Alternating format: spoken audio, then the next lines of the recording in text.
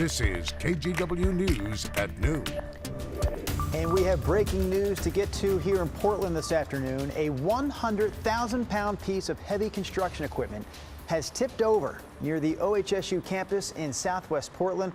We're showing you video here that is just into our newsroom. KGW's Mike Benner is on the scene for us this afternoon. So, Mike, fill us in on what you're seeing there. Yeah, hey there, Drew. Believe it or not, work at this construction site has resumed within the last 20 to 25 minutes after what can only be described as a very scary situation.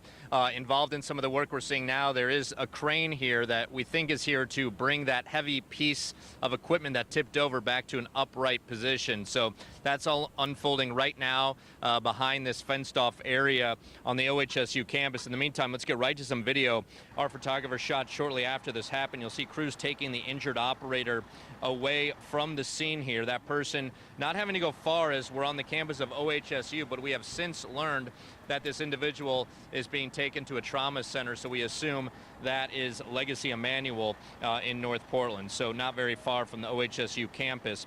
It's important to point out that we initially thought this was a crane that tipped over, but people here on the scene tell us it is instead what is called a drill rig, still a very heavy piece of equipment. We're told 100,000 pounds, so no laughing matter. This happened at a construction site right next to the Casey Eye Institute on the OHSU campus.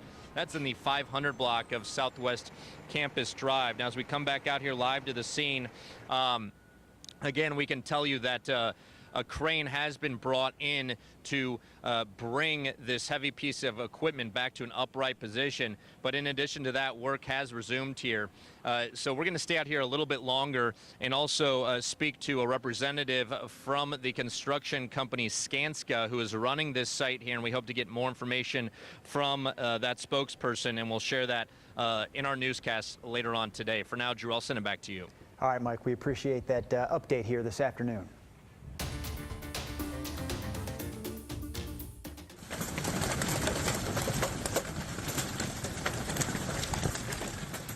Wild weather yesterday in eastern Oregon, so there is a big cleanup happening now in the eastern part of the state after a storm dropped golf ball sized hail. That hail was so big it shattered car windows, it ripped the siding on some homes. The town of Wallowa seems to have gotten the worst of it, and the mayor has declared a state of emergency. About an hour ago, we talked with a woman who lives there.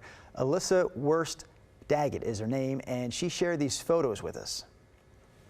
I've kind of got a metal awning above my kitchen window, and when the hail actually started, it came off of my garage on this side, and I mean it was just hitting the side of my house, just extreme force, and it's damaged most everything on the west side of my house. Matter of fact, everywhere in Wallowa, any west side facing surface is just obliterated. I've got neighbors across the street that don't have windows.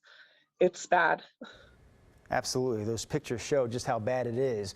One positive note to this story, Pacific Power has been able to restore most of the power there in Wallowa.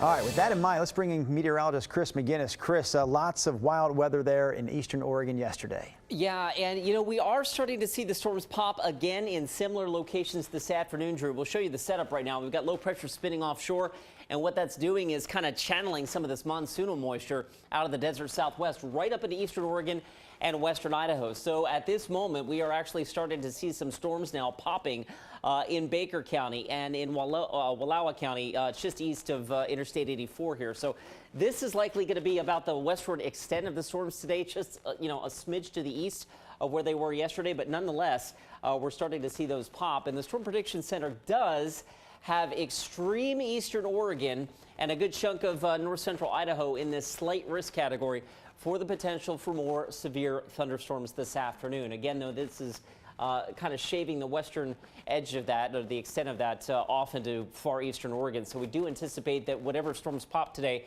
will be early this afternoon and then moving on out. Closer to home right now, we are partly cloudy. We're 73 last check at PDX, and the plan for today, lovely sunshine and quite comfortable. I've got us up near 80 degrees today. A really good looking weekend forecast, Drew. That awaits us, and then a warm up for next week. More on that in just a few minutes. All right, Chris, we'll check back in with you then. Right now, though, we want to take a look at this, a big cleanup that's happening on Sauvie Island today. Chainsaws are out as crews clean up that massive tree that crashed on PGE power lines. This is the intersection of Sauvie Island Road and Reeder Road, and at one point earlier this morning, 1,400 people were without power. That's down to around 200 people right now, though. We still don't know what caused the tree to fall in the first place. We have news out of New York this afternoon. Author Salman Rushdie is in the hospital after a man stabbed him in the neck during a lecture earlier today in the western part of New York State. These pictures were taken just after that happened. Rushdie's writings led to death threats from Iran back in the 1980s. Today, an Associated Press reporter witnessed the man attack Rushdie, punching or stabbing him 10 to 15 times as he was being introduced at that lecture. He's 75 years old. He was flown to the hospital. We're still waiting for an update on his condition. New details are also coming out today about the man authorities say is responsible for a violent standoff at an FBI office in Cincinnati, Ohio. The armed suspect tried to get into the building yesterday and was later killed during a standoff with police. NBC's Stephanie Gosk brings us the latest from Cincinnati. Here at the FBI field office in Cincinnati, people are shaking their heads, wondering what would have happened if this gunman had gotten past the visitors center here at this building and entered yesterday. He was wielding an AR-15 style rifle and shooting a nail gun, and then led into a high-speed chase that ended with a standoff in a cornfield where he was shot and killed. NBC News is learning details about the gunman, including his name, Ricky Walter Schiffer.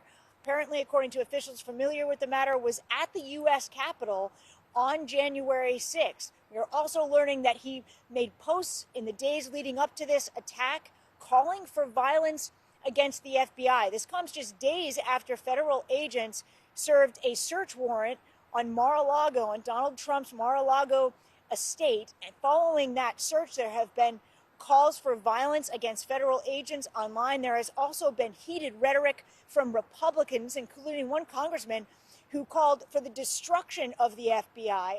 Overnight, Congresswoman Liz Cheney, who heads up the January 6th House Committee, said she is ashamed of Republicans who are attacking the FBI. Stephanie Gosk, NBC News, Cincinnati. Back here in Oregon, a wildland firefighter died while fighting the Big Swamp Fire near Oak Ridge, southeast of Eugene. The Douglas County Sheriff's Office shared this photo of firefighters standing to honor Colin Hagan as his body was flown to the Roseburg Regional Airport.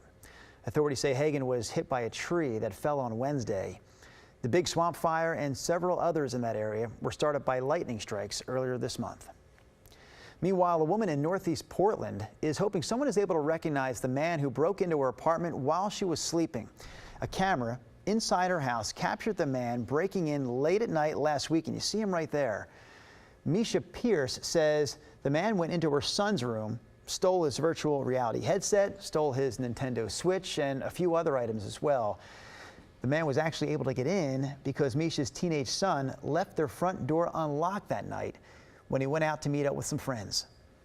My poor son, he feels so bad because he knows that he should have locked the door and just came and grabbed the key or what have you. But I also don't want to put that blame on him because that's something that people should know better. You don't just open someone's door and go in, whether they're home, whether it's locked, unlocked, or what have you. Yeah, lots of crazy parts to the story, including the fact that the guy was in her apartment for about 20 minutes altogether. If you recognize him, you're asked to call Portland Police. What we're showing you right here is new body cam video. This is body cam video showing the arrest of Marshawn Lynch, the former NFL player who was arrested in Las Vegas earlier this week. Lynch was charged with DUI. Now, there's about 30 minutes of police body cam footage altogether, and it covers the time from when his car was first spotted to the moment that police officers put Lynch in handcuffs.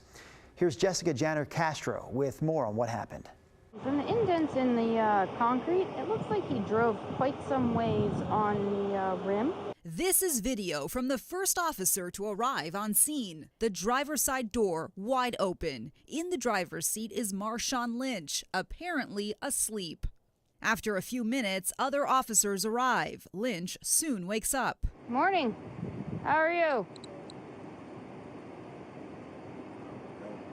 Huh? You don't know?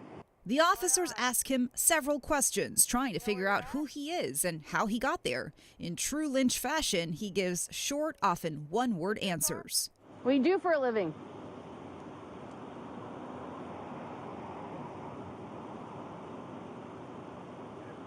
Everything? He finally tells officers who he is, but only gives his middle and last name, Terrell Lynch. How much did you have to drink? You don't drink? Do drugs? No? The officers ask him several times to get out on his own, but he refused. So if you understand, go ahead and step out for us. Is why will I not be pulled out? There we go. All right. Go to get on your stomach. Roll over. Hands behind your back. No more games today. Once they found his driver's license, the officers realized who they just arrested. Yeah. So why is this a high profile? He's an NFL player. Lynch's lawyers, by the way, have already weighed in about this arrest. They say since he was parked and not actively driving when he was arrested, they don't think the DUI charges are going to stick.